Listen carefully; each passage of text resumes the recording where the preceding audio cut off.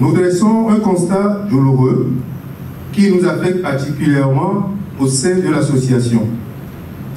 Nous avons de près ou de loin, à un moment donné, tous été témoins d'un accident grave, celui d'un inconnu, de nos voisins, d'amis, de collègues, de la famille.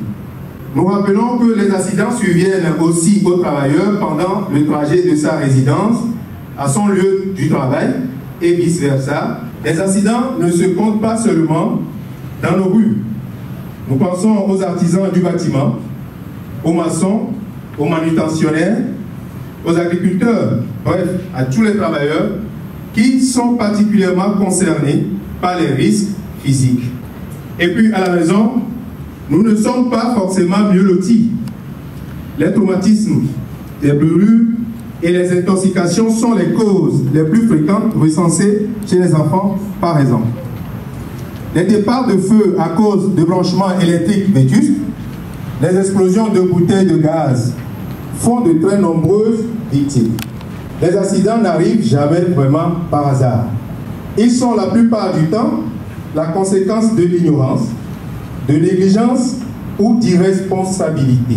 Nous avons souhaité vous inviter aujourd'hui pour mettre en commun nos connaissances respectives et trouver une ligne conductrice qui permettrait de réduire significativement le nombre d'accidents sur le sol togolais et pourquoi pas en dehors de nos frontières. L'association WICARE a pour objectif, depuis février 2021, de prémunir ses concitoyens des dangers qu'ils encourent au quotidien dans le cadre domestique, en circulation et dans le cadre professionnel. Parti du constat que la négligence est à l'origine de nombreux accidents, WICARE propose des solutions adaptées pour parer à toutes sortes de comportements à risque. Nos membres issus de différents milieux socio-professionnels sont soucieux de mettre leurs compétences au service de cette cause commune. Ainsi, nous souhaitons amener nos concitoyens à réaliser que bon nombre d'accidents peuvent être parfaitement évités. Nous avons fait le choix de réaliser du contenu audiovisuel accessible au public, au grand public. Nous déployons des actions ponctuelles sur le terrain. Nous organisons des ateliers de formation. Nous avons pu distribuer des casques grâce à nos donateurs. Nous avons l'ambition de venir en aide aux victimes collatérales. Je veux juste dire par victimes collatérales, des enfants qui aujourd'hui ont perdu les parents dans des accidents, qui sont des laissés pour compte. Nous avons des personnes âgées qui normalement comptaient sur ces personnes qui sont déjà victimes d'accidents. Et ces personnes âgées aujourd'hui sont là sans soutien. Notre ambition au sein de l'association WICARE est aussi de parvenir à soutenir ces personnes. C'est une collision entre un Titan et un bus de 15 places. Cela a coûté la vie à 6 personnes. Le chauffeur du Titan qui nous a cogné, le gars buvait au volant. Il était ivre. Donc lorsqu'il nous a percuté, il continuait toujours sa route. Et c'est les aidemans qui ont pu prendre son numéro et remettre à la gendarmerie d'Agueloué qui a à son tour alerté la gendarmerie de Thiédié. Donc c'est à Thiédié qu'on lui a arrêté. Mais en ce moment, nous on était dans un autre monde. Je me suis réveillé dans le coma. Vous ne pouvez imaginer, des gens sont à bord des véhicules, ils ont conscience que le conducteur est sous l'effet de l'alcool, mais ça ne les gêne pas de continuer à rouler avec la personne. Malheureusement, c'est lorsque l'accident survient que tout le monde vient témoigner que oui, bon, c'est vrai, nous-mêmes depuis là, on savait que le gars là, il avait bu, il roulait. Malheureusement, l'accident s'est déjà produit. Voilà, donc, c'est pourquoi j'ai insisté sur la sensibilisation. Parce que les gens sont complices de la commission de beaucoup d'infractions. En fait, la route n'est pas faite pour donner la mort. Ça, il faut que nous commençons par le comprendre. Et plusieurs acteurs doivent nous aider dans la sensibilisation, parce que, comme je l'ai dit ici, l'homme est le premier facteur. Ça veut dire qu'on a besoin de beaucoup de sensibilisation. C'est pourquoi nous tenons à saluer les organisateurs de cette rencontre, parce que je pense qu'en le faisant, vous êtes aussi en train de contribuer à sensibiliser. Nous faisons ce que nous pouvons pour sensibiliser nos concitoyens, mais nous n'avons pas la même... nous ne pouvons pas atteindre les mêmes cibles. Et c'est à travers la sensibilisation, on va amener les gens à comprendre qu'à chaque fois qu'on se met sur la route, non seulement soi-même on est en danger, en plus les autres aussi peuvent être en danger du fait de votre action. C'est pourquoi si nous on a un conseil à donner à tout le monde, c'est qu'on doit avoir des comportements responsables. Je pense que dans la vidéo que nous avons suivie ici, le moins sorti, avoir des comportements responsables. Et il y a un second mot aussi que j'ai retenu dans la vidéo, éviter les comportements à risque. Voilà. Donc, avoir le comportement responsable, vous devez savoir que vous allez interagir avec d'autres personnes dans la circulation. Et le code, c'est le langage de la route. Le langage de la route, c'est le code. C'est lorsque moi j'ai le feu vert, par exemple, toi qui as le feu rouge de l'autre côté, si tu ne comprends pas que tu dois t'arrêter pour me laisser passer, en réalité, ça veut dire que tu ne comprends pas le code. Tu ne comprends pas le code de la route. Et si tu ne comprends pas le code de la route, c'est qu'en réalité, tu n'as pas le droit d'être dans la circulation. Si tout est fait pour que les gens comprennent et que le message n'est pas passé, c'est que sûr, on va faire la répression.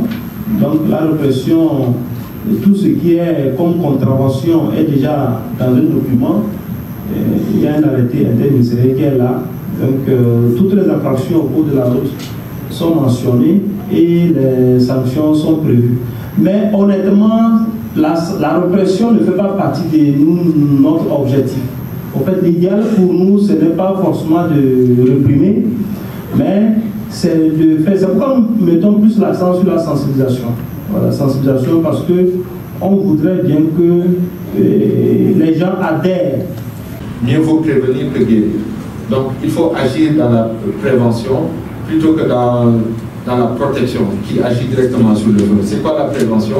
C'est sensibiliser déjà les enfants sur les risques liés à l'incendie. Parce qu'on parle de l'incendie, mais il y a d'autres risques à la maison. Comment? C'est-à-dire leur faire savoir que, par exemple, on ne s'amuse pas avec les allumettes, on ne s'amuse pas avec les briquets, mais le parent doit prendre les devants en mettant tout ce qui est dangereux à des niveaux ou à des hauteurs où l'enfant ne peut pas y avoir accès. Ça, c'est le premier niveau. Deuxième niveau, aujourd'hui, on demande aux conducteurs d'automobile d'avoir des extincteurs. Pourquoi? Parce que s'il y a un incendie, que tu puisses intervenir. Mais comme c'est obligatoire, parce que ça se contrôle, les gens le font.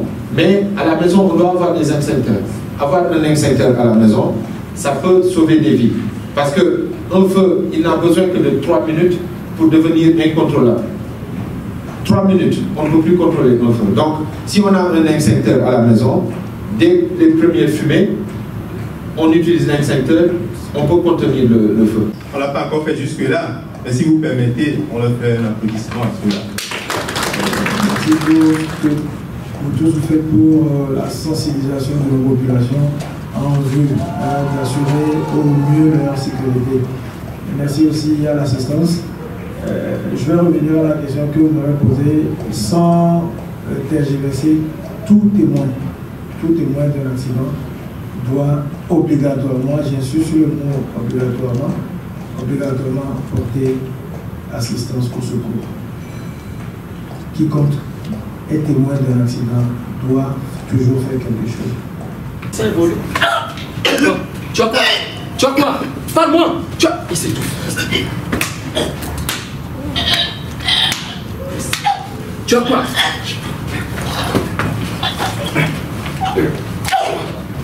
C'est bon? Ok, viens. Sors-toi. Doucement. C'est bon?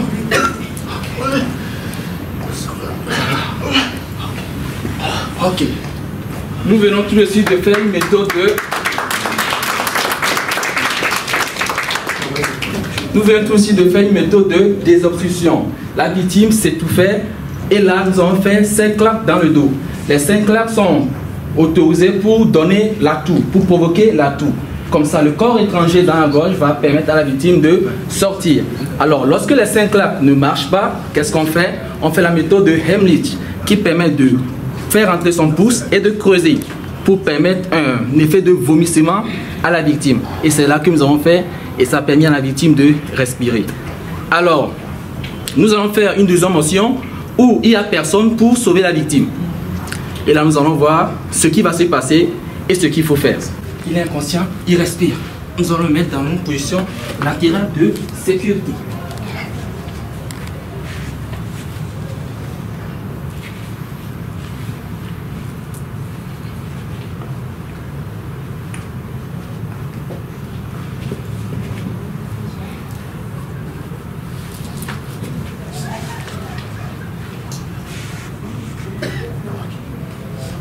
Cette position va permettre à la victime de faire quoi? De faire sortir les mucosités. Et ça va permettre à la victime de respirer.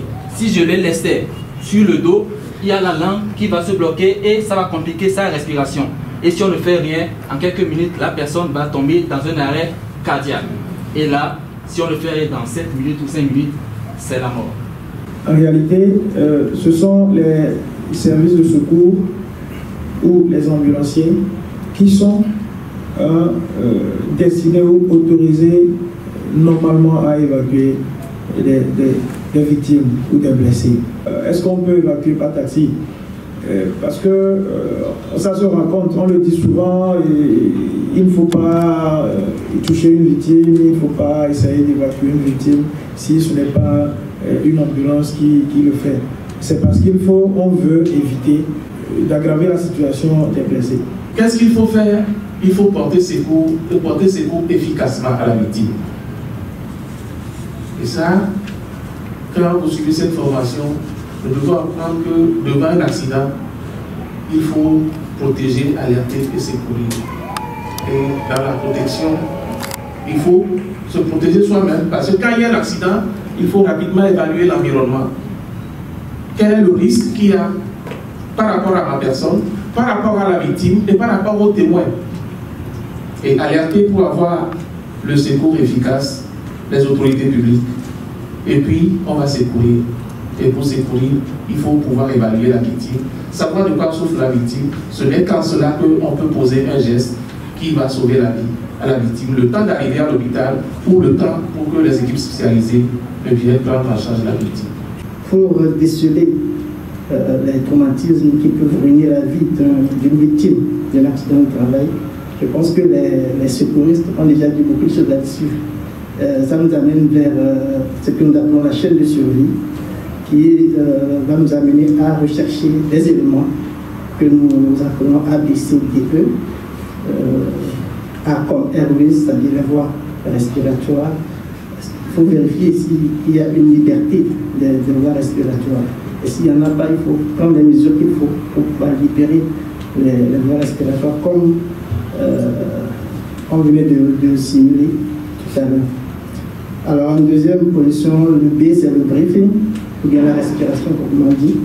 Parce qu'il faut voir si la personne respire, ça réduit un peu le A. Et on sait, il y a la circulation. Il faut vérifier si la personne respire, le pouls de la personne bat, mais le cœur bat. Il faut également vérifier s'il n'y a pas de saignement quelque part. Et s'il n'y en a pas, il faut prendre les mesures qu'il faut. Le D, c'est ce que nous appelons le disability, ou bien la recherche des troubles neurologiques. Est-ce que la personne est consciente ou non?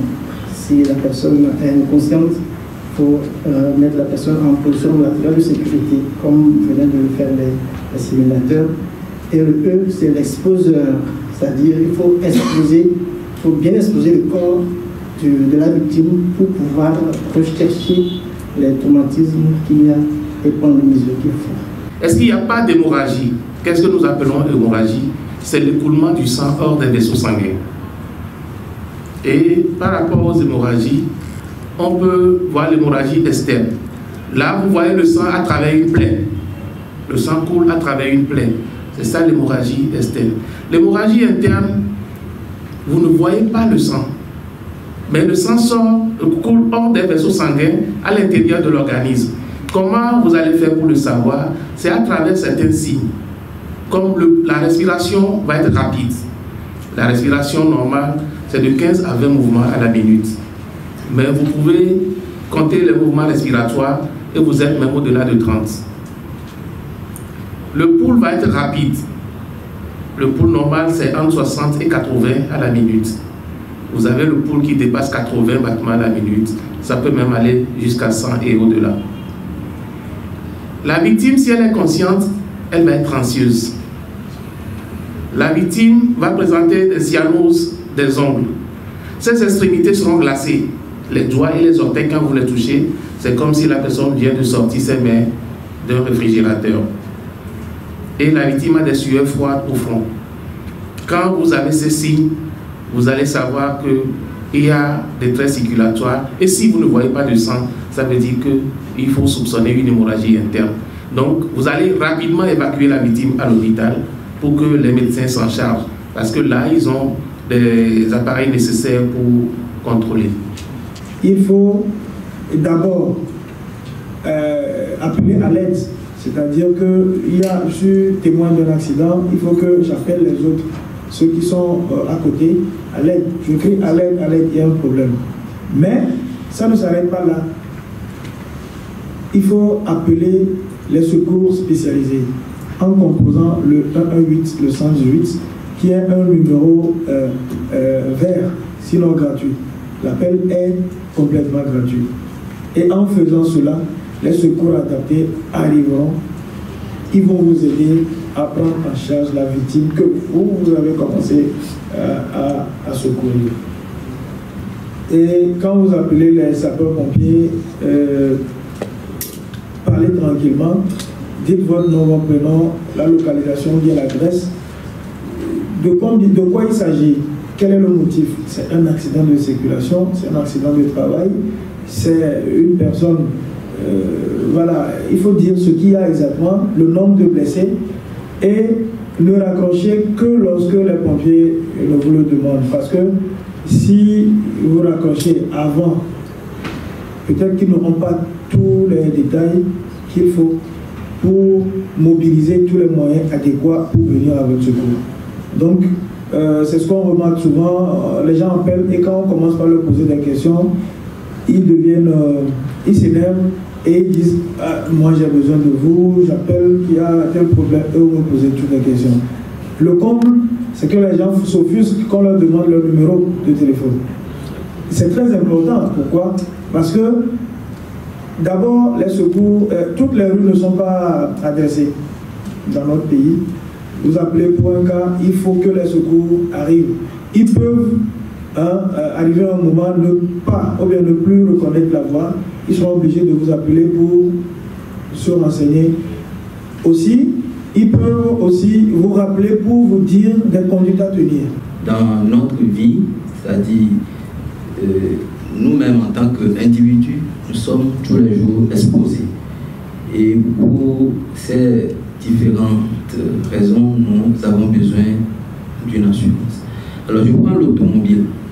L'État fait obligation à tout usager d'engin, moto, voiture, d'assurer son engin en responsabilité civile. Donc dès que vous achetez un engin, bien vous avez l'obligation de vous adresser à un assureur de votre choix pour l'assurer afin que, en l'utilisant, dès qu'il y a un événement, un sinistre dans lequel vous êtes impliqué et que vous êtes responsable, l'assureur puisse intervenir.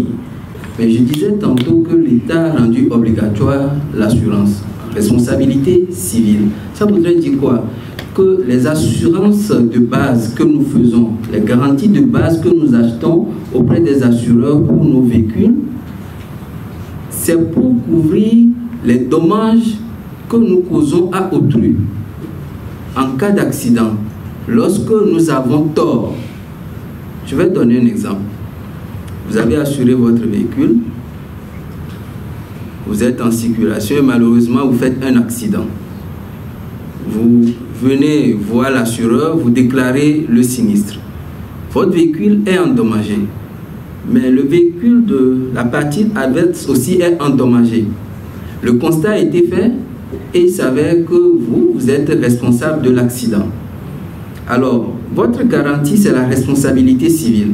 Vous avez causé dommage au tiers.